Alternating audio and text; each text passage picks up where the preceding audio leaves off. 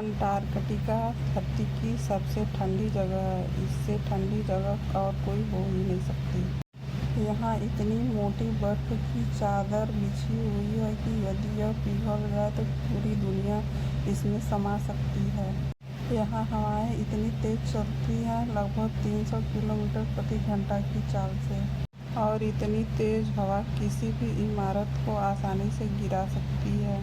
इस बर्फ से ढकी जगह पे कोई भी जीव जंतु नहीं पाए जाते हैं। यहाँ पर इंसानों का रहना असंभव है और किसी भी देश का स्थायी निवास नहीं है। कुछ लोगों का दावा है कि यहाँ पर एलियन रहते हैं और एलियन के रहने का सबूत भी मिला है। अंटार्कटिका धरती के 7 महाद्वीपों में गिना जाता है। इसे प्रकटिका महाद्वीप भी कहते हैं। महाद्वीप उसे कहते हैं जो पृथ्वी का एक बड़ा भाग ठोस हो। यह महाद्वीप आकार के आधार पर 5वां बड़ा महाद्वीप है और पृथ्वी के दक्षिण में स्थित है। इसका क्षेत्रफल लगभग 140 वर्ग किलोमीटर तक फैला हुआ है।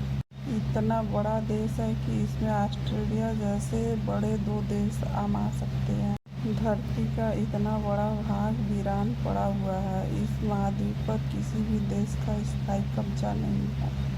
7 देश चिली, अर्जेंटीना, अमेरिका, नॉर्वे आदि देश अपना कब्जा करने का दावा करते हैं।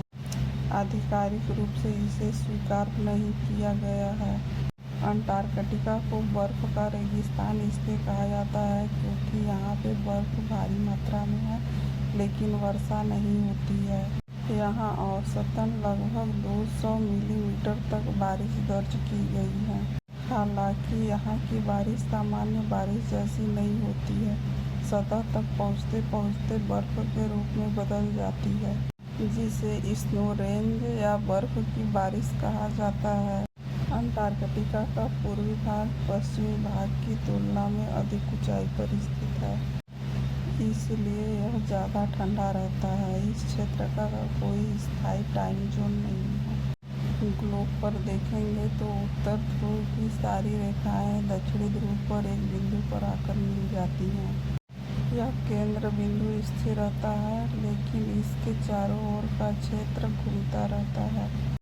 दक्षिण पूर्वी ध्रुव दक्षिण पश्चिमी ध्रुव की तुलना में अधिक ठंडा है और ऊंचाई पर स्थित है। यहाँ पर एक तारा हमेशा समान दूरी पे समान ऊंचाई पे गोल चक्कर लगाता रहता है और हमेशा चक्कर लगाता रहता है। अंटार्कटिका इतना ठंडा है कि कभी कभी यहाँ पे सूरज उगता ही नहीं है। दिसंबर की शुरुआत से लेकर के मार्च के अंत तक यहाँ पर सूर्यास्त नहीं होता है। यदि दक्षिणी ध्रुव की बात करें तो यहाँ पर 6 महीने तक सर्दियाँ होती हैं। इतने समय तक सूरज दिखाई नहीं देता और जब सूरज दिखाई देता है तो 6 महीने तक दिन होता है, रात होती ही नहीं है। उस समय दिन रात सूरज क्षितिज के ऊपर रहता है। आप खड़े होकर के देख सकते हैं, सूरज घड़ी की विपरीत दिशा में चारों तरफ घूमता रहता है। दक्षिणी ध्रुव तक पहुंचना बहुत कठिन है क्योंकि यह पूरा भाग समुद्र और जल से घिरा हुआ है। दक्षिणी ध्रुव का असली केंद्र बहुत ऊंचाई पर स्थित है और यह जगह वैज्ञानिकों के कॉलोनियों से बहुत दूर स्थित है। यहाँ पहुँचने वाले जहाज़ों को हमेशा बर्फ से जमे समुद्री रास्तों से होकर गुजरना पड़ता है। अगर कोई तट तक पहुँच भी जाए तो उसे वहाँ तक पहुँचने में 1600 किलोमीटर की लंबी पैदल यात्रा करनी पड़ती है।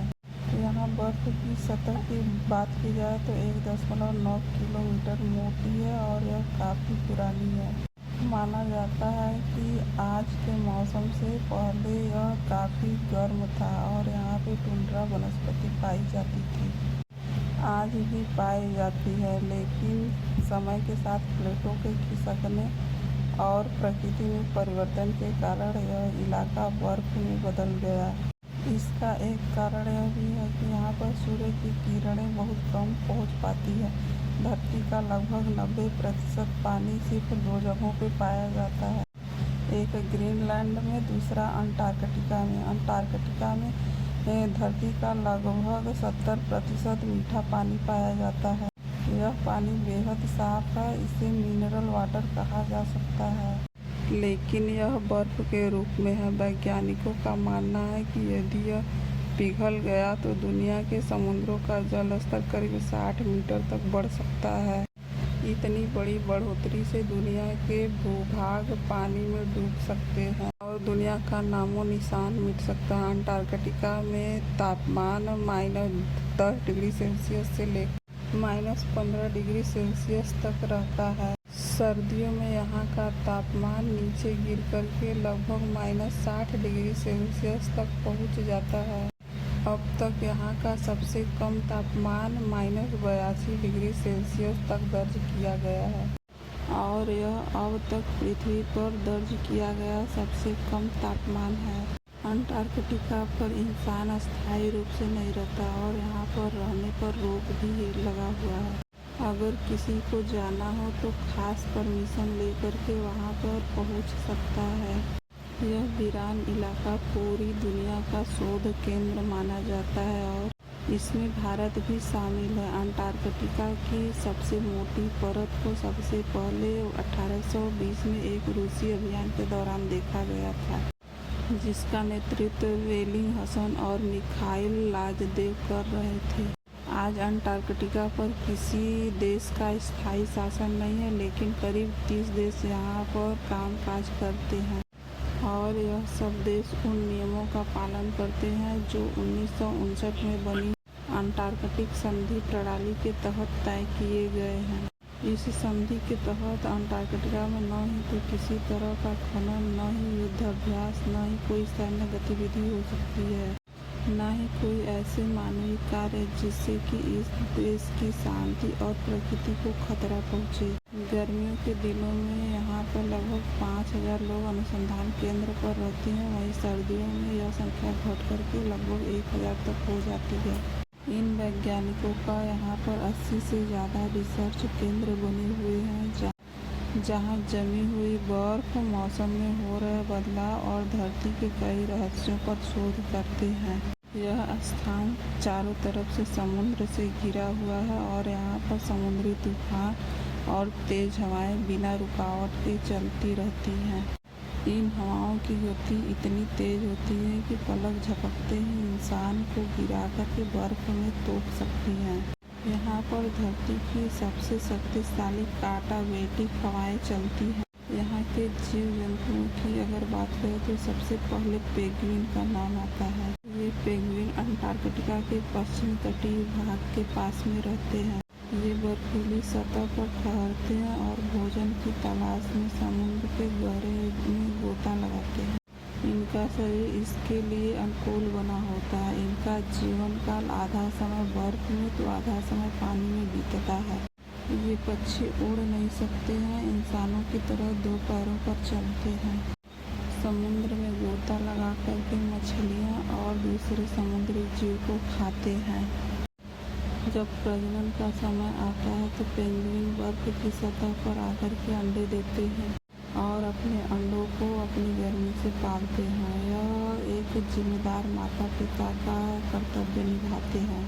अंडों को गर्म करते समय इनको काफ़ी कठिनाइयों का सामना करना पड़ता है, लेकिन ये अपने कर्तव्य से पीछे नहीं हटते। वैज्ञानिक पिघलती हुई बर्फ को लेकर के हमेशा चिंता में रहते हैं। यहाँ पर केवल वही जीव जिंदा रह सकते हैं जो काफ़ी हद तक इस ठंड में भग चुके हों। इस दुनिया में केवल 2 ही जगह है जहाँ पर किसी भी प्रकार का सांप नहीं पाया जाता है। एक न्यूजीलैंड में और दूसरा अंटार्कटिका में। कुछ लोग मानते हैं अंटार्कटिका में एलियन रहते हैं।